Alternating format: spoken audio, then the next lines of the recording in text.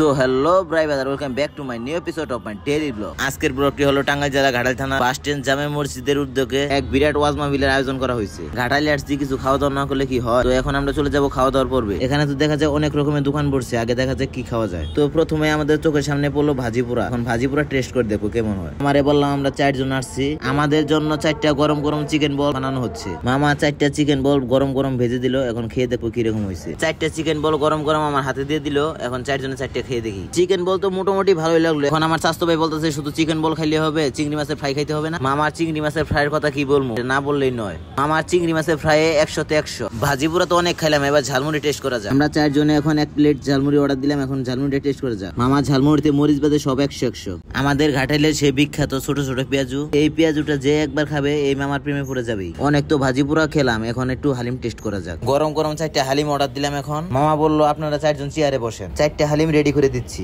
মামার 4টা গরম গরম হালিম রেডি হয়ে গেছে, এবার খাওয়া যায়। আমাদের ঘাটাইলে এত বিখ্যাত হালিম পাওয়া যায়, এটা আজকে না খেলে বুঝতেই পারতাম না। আমাদের এই বিখ্যাত মামার হালিম খেতে চাইলে টাঙ্গাইল জেলা ঘাটাইল থানা কলেজ মোড়ে আসতে হবে। আপনাদের সাথে কথা বলতে বলতে আমি ভুলে গেছি এখানে একটা স্পেশাল পানের দোকান আছে। তো ভাইরে বলো আমরা 4 জন আসছি, আমাদের জন্য 4টা স্পেশাল পান বানিয়ে দেওয়া যাবে না? উনি বললো হ্যাঁ।